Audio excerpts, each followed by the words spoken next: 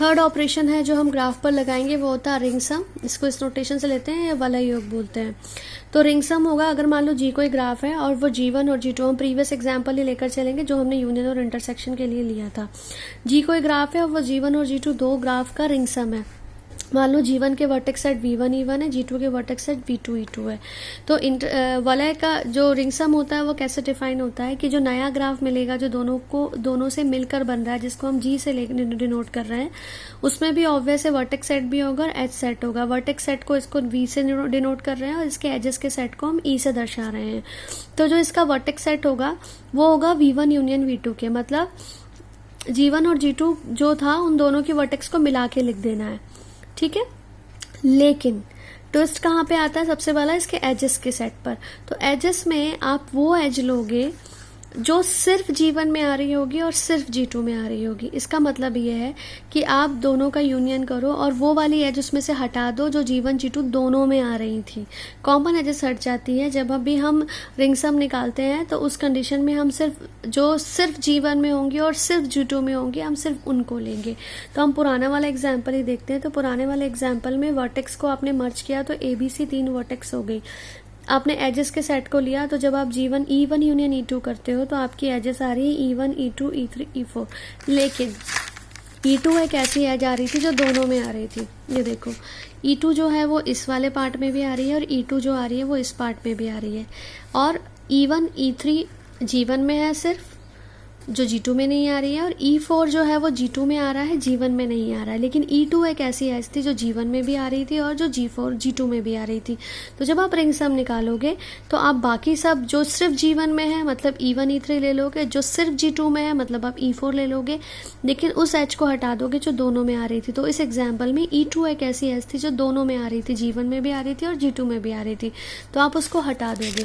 तो उसको हटाने के बाद जो आपका ग्राफ बनेगा, उसको हटाने के बाद आपका ग्राफ कैसे बनेगा, तो आपका ग्राफ बनेगा, वर्टेक्स को तो मिलाना ही है, वर्टेक्स में हम कुछ नहीं करेंगे। तो ये बन गया ABC।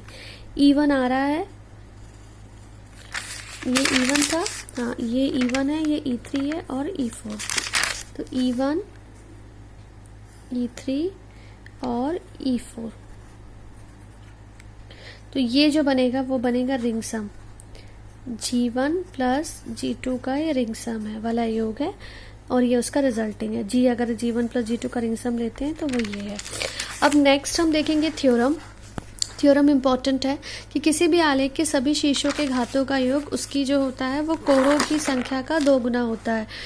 पहले इसको आप एग्जाम्पल से समझोगे ताकि आपको थ्योरम अच्छे से समझ में आएगी। स्टेटमेंट है ना, क्या करना है।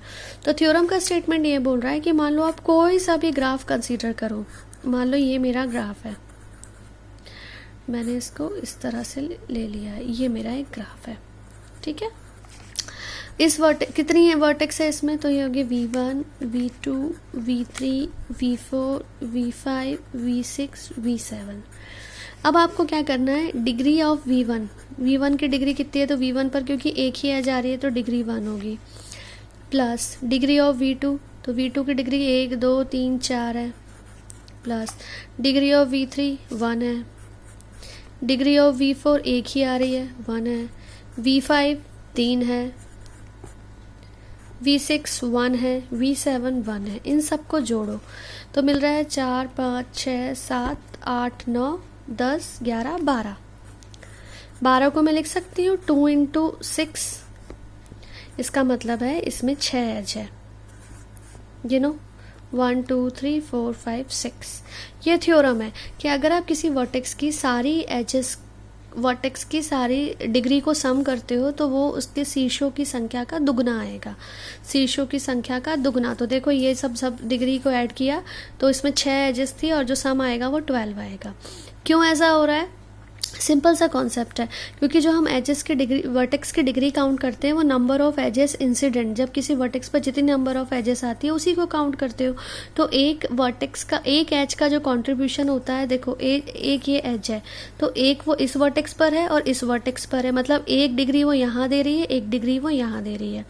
अब मान लो यहाँ पर एक और वर्टेक्स है, ये एक एज है। तो ये एज 1 डिग्री इसको दे रहा है, 1 डिग्री इसको दे रहा है। इसका मतलब है कि हर एक एज का जो कंट्रीब्यूशन होता है वो अपनी तरफ से कितनी डिग्री देता है, वो 2 देता है। एक जहाँ एक एंड पॉइंट होता है, एक दूसरा एंड पॉइंट पर 2 का कंट्रीब्यूशन होता है उसके पास। तो जो टोटल सम होगा